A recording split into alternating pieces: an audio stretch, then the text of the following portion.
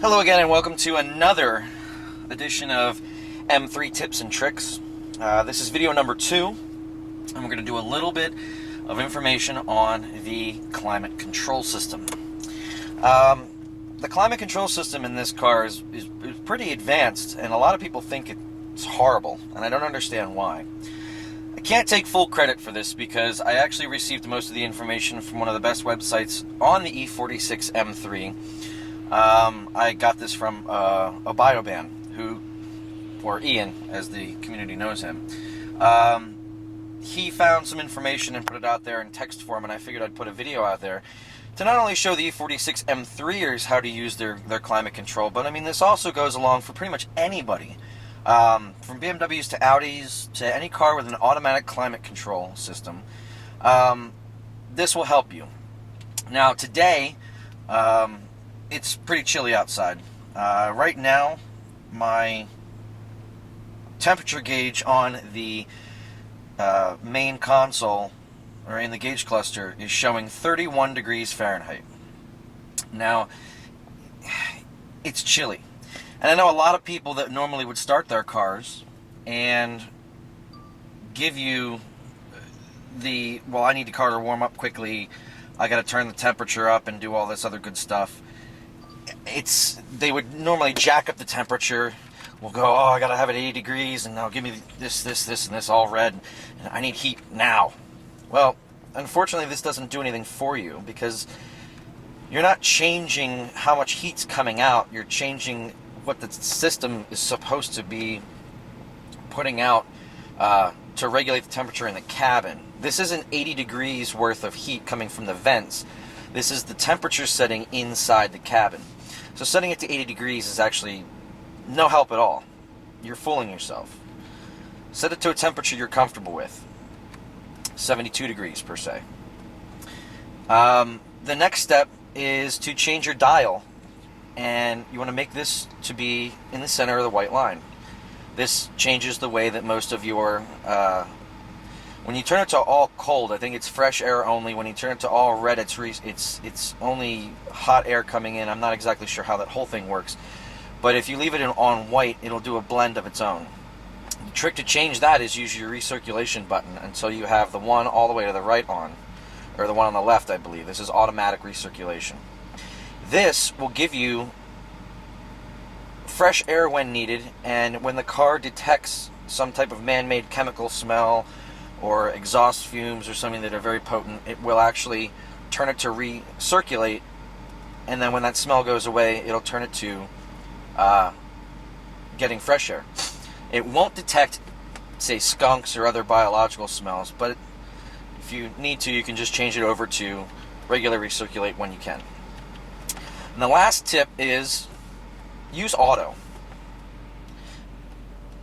You're not going to get the car any faster by blowing air out of the system. When the car has heat, it'll use the heat.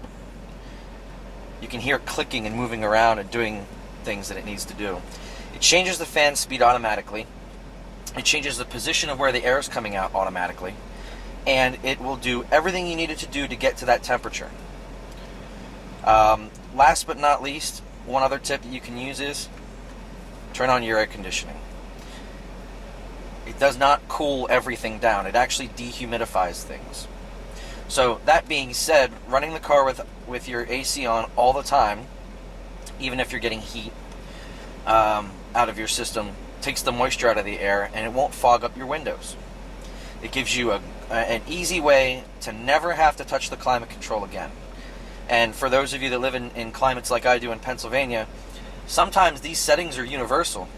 You could theoretically be comfortable year-round setting this to 71, 70 degrees, 72, and in the extremely hot summer days, cool the car off, and in the extremely cold days, warm the car up, and somewhere in the middle where it's really, really nice, 72, this system just won't be blowing any air unless it has to. But that's something that is very, very important, and I think everybody should understand that in any car that has this type of setting, interestingly enough, some of the newer Audis don't have an air conditioning button. I know our 2004 A6 does not have an AC button. You can't turn the AC on or off. It runs it when it thinks it needs to. Setting your automatic climate control will allow the system to read the air temperature inside the car and react to it, giving you air through the top of the car across the windshield, the defroster, coming out the vents to shoot your face, or going down to your legs underneath the dashboard. And it'll fill the car's air as accurately as it can and as effectively as it can without just blasting air coming out of every vent possible. And it'll keep the car nice and well balanced, and it'll make sure that everything gets to be this stage. Now, with this, we're going to record for a little while. I'm going to show you what happens once the car finally warms up and the temperature inside that is detected by a little sensor inside here. There's a little fan in here, a little Scirocco fan in here, and it pulls air in through this little inlet and blows it over top of a temperature sensor. And it'll tell you, by pulling air out of this area here, what the temperature in the cabin is, and it'll use itself, or it'll do that to vary the fan speed and see how much air it needs to put out. But with a setup like this, you'll see that once the temperature in the car starts to climb, not only will the fan go down to almost nothing, the noise will go down as well, and you'll hear things like the windshield being defrosted and the side windows being defrosted. It'll change all of those things around, and it'll shut itself down so it doesn't need to be working. So I'm going to leave this running, and you'll see the difference in the way the system works. As you can see, the vehicle is warming up nicely. It's still 31 degrees outside, but we're up past the regular mark. It's been about 10 minutes since we turned the system on, and the system is still working properly. I'm not sure how much you've been able to see of the windshield at this time, but we had a recent snow and ice storm up here in PA, in central Pennsylvania, so the car's front window is completely covered in ice, as you can hear. And it's melting actually quite nicely. It's not really gone yet, but it's doing its job well. The temperature in here is set at 72, and it's set up to auto. I'm getting a little bit of cooler air coming out of the center vents towards my face. But that being said, it's not cold in here. And I think the system is regulating the temperature quite nicely.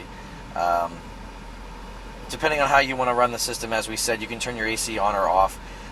It definitely dehumidifies things. My windows are remarkably clean from the venting process that's been going on. The system's still running a little bit high. That being said, you know, with our radio on at moderate volume,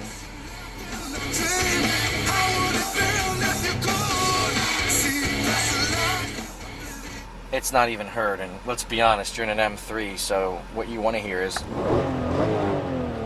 So that gives you what you need to know.